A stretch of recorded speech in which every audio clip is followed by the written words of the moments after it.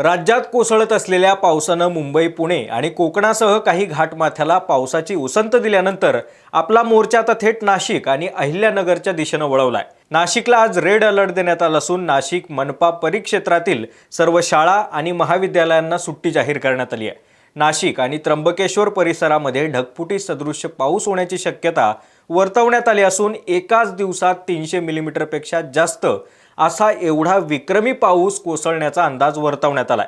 काल रात्रीपासून या भागांमध्ये पावसाने जोर देखील धरलाय आणि सकाळपर्यंत मोठ्या प्रमाणात पाऊस झालाय। त्यामुळे जिल्ह्यातील प्रशासन वेगाने काम करत असून हाय अलर्ट वरती आहे। तर अहिल्यानगरमध्ये जिल्ह्याला आज येलो अलर्ट देण्यात आला असून जिल्ह्यात पावसाला सुरुवात झाली आहे। या दरम्यान गंभीर अलर्ट नसतानाही भंडारदरा धरण परिसरामध्ये नाशिकला देण्यात आलेल्या रेड अलर्ट सारखाच 24 तासात तब्बल 300 मिलीमीटरपेक्षा जास्त पाऊस कोसळलाय। या दोन्ही ठिकाणी सध्या काय परिस्थिती आहे, कुठे कुठे पाऊस कोसळतोय हे सविस्तर पाहूच। मात्र त्याआधी तुम्हाला या व्हिडिओतील आणखी एक महत्त्वाचा मुद्दा सांगतो। पालघरमध्ये कोसळलेल्या मुसळधार पावसाला कारणीभूत ठरलेला एक भोवरा नाशिकच्या दिशेने कूच करेल अशी शक्यता वर्तवण्यात आली होती। मात्र हा भोवरा आता वेगळ्याच दिशेने वळालाय। हे सगळं नेमकी काय प्रकरण आहे, नाशिकमध्ये काय घडतंय, सगळं एक एक करून सांगतो। व्हिडिओ शेवटपर्यंत पहा। नमस्कार, मी अमोल डोईफोडे आणि आपण पाहताय महाराष्ट्र टाइम्स ऑनलाईन। विषयाला सुरुवात करण्यापूर्वी एक महत्त्वाची विनंती, तुम्ही अजूनही आमच्या महाराष्ट्र टाइम्सच्या यूट्यूब चॅनलला सबस्क्राइब केलं नसेल तर लगेच करून घ्या। सोबतच पुणे आणि आळंदीतील वारीवरती उद्भवलेल्या पावसाच्या संकटावरही मी काल एक व्हिडिओ केलाय, त्याची खाली लिंक डिस्क्रिप्शन बॉक्समध्ये देतोय, तोही पहा। तर व्हिडिओला सुरुवात करूयात। काल दिलेल्या अलर्टनुसार हवामान विभागाने काल नाशिक जिल्ह्याला रेड अलर्ट दिला होता। त्याचं कारण होतं पालघरमध्ये कोसळलेल्या पावसाला कारणीभूत ठरलेला एक भोवरा। आता या भोवऱ्याची गंमत काय ते सांगतो। वातावरणातील हवेच्या दाबातील फरकामुळे विशिष्ट ठिकाणी चक्राकार वाऱ्यांचा भोवरा तयार होतो। या भोवऱ्यामुळे समुद्रावरून मोठ्या प्रमाणावरती बाष्पयुक्त वारं एकाच ठिकाणी खेचलं जातं आणि ढग दाटून येतात। तसाच एक भोवरा पालघरमध्ये तयार झाला होता, ज्यामुळे जिल्ह्यात सलग 24 तासांमध्ये जवळपास 450 मिलीमीटर एवढा तुफान पाऊस झाला, ज्याचा जिल्ह्यातील जनजीवनावरती मोठा परिणाम झाला। त्यामुळे अनेक गावांमध्ये पाणी शिरल्याचं देखील आपण पाहिलं। आता पुढे नाशिकचा नंबर। असाच हवेतील कमी दाबाचा हा भोवरा पुढे त्र्यंबकेश्वर नाशिक मार्गे पुढे सरकेल असं हवामान विभागानं सांगितलं होतं। त्यामुळे अत्यंत वेगानं जिल्ह्यात सगळी सूत्र हल्ली आणि उपाययोजना करण्यात आल्या। मात्र सध्या हा भोवरा उत्तर दिशेला सुरतकडे आणि दक्षिण दिशेला अहिल्यानगर जिल्ह्यामधील अकोले परिसरातून पुढे सरकतोय। सध्या नाशिकमध्ये रात्रीपासूनच इशारा देण्यात आलेल्या परिसरात पाऊस बरसत असून उर्वरित भागामध्ये पावसाची संततधार सुरू आहे।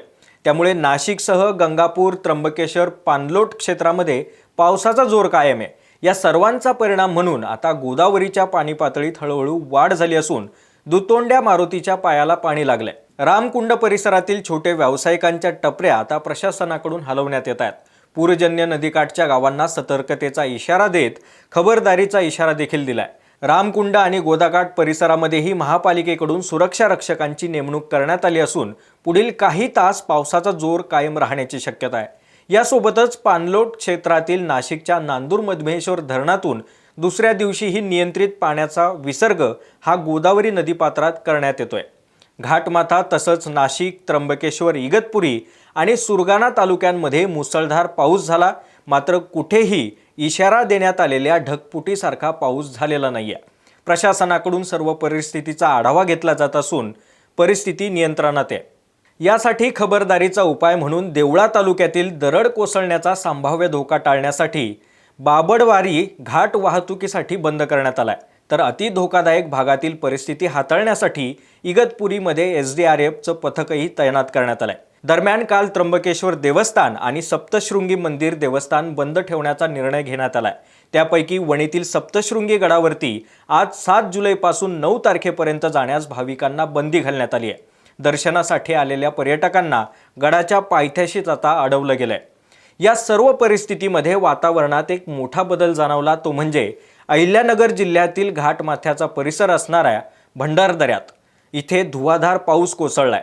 इथल्या घाटघर रतनवाडी परिसरात पावसानं तुफान हजेरी लावली असून घाटघर परिसरामध्ये तब्बल 321 मिलीमीटर पावसाची नोंद झाली आहे। आदिवासी दुर्गम भाग असणाऱ्या या परिसरात जोरदार पाऊस कोसळल्यानं काही प्रमाणात जनजीवन विस्कळीत झालं असून भंडारदरा धरण परिसरातील पर्यटन स्थळं बंद ठेवण्याचा निर्णय घेण्यात आलाय।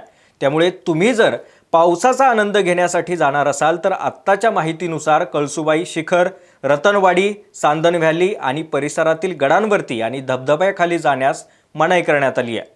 सध्या सुरू असलेल्या पावसामुळे गंगापूर, दारणा, भावली या धरणांच्या पाणीसाठ्यामध्ये आता हळूहळू वाढ होतीये।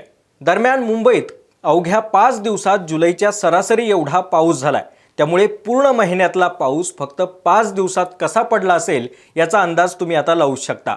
राज्यात आजही 7 जुलैला मुंबई, नवी मुंबई, पुणे, ठाणे, पालघर, रायगड, रत्नागिरी, नाशिक आणि पनवेलमधील शाळांना सुट्टी जाहीर करण्यात आली आहे। मात्र मुंबई आणि उपनगरात पावसानं उसंत घेतल्यानं परिस्थिती आटोक्यात आली आहे। काल फटका बसलेल्या पश्चिम रेल्वेवरील सेवा सुरळीत झाली असून विरार आणि नालासोपाऱ्यापासून लोकल सेवा सुरू झाली आहे। मात्र पुणे आणि घाटमाथ्याला आजही अलर्ट असून इंद्रायणीला आलेल्या भयानक पुरामुळे आळंदीत आणि देहूत येणाऱ्या वारकरी भक्तांचे हाल झालेत। अवघ्या काही तासांवरती येऊन ठेपलेल्या संत ज्ञानेश्वर महाराजांचा आषाढी वारी पालखी सोहळा पालखी प्रस्थान कार्यक्रम उद्या 8 जुलैला दुपारी 3 वाजता ज्ञानोबांच्या संजीवन समाधी मंदिरामध्ये मर्यादित लोकांमध्ये संपन्न होणार आहे। यासोबतच पुण्यातील लोणावळ्यात पर्यटकांसाठी कलम 163 लागू करण्यात आलाय। तेव्हा पर्यटनाचा विचार करत असाल तर त्या क्षणाची प्रशासनानं दिलेली माहिती तपासा आणि कुटुंबाची काळजी घेऊन घराबाहेर पडा। व्हिडिओतील माहिती महत्त्वाची वाटली असेल तर लाईक आणि इतरांना नक्की शेअर करा। सोबतच अजूनही आमच्या महाराष्ट्र टाइम्सच्या यूट्यूब चॅनलला सबस्क्राईब केलं नसेल तर लगेच करून घ्या आणि आमच्या फेसबुक, इन्स्टा पेजला देखील नक्की फॉलो करा।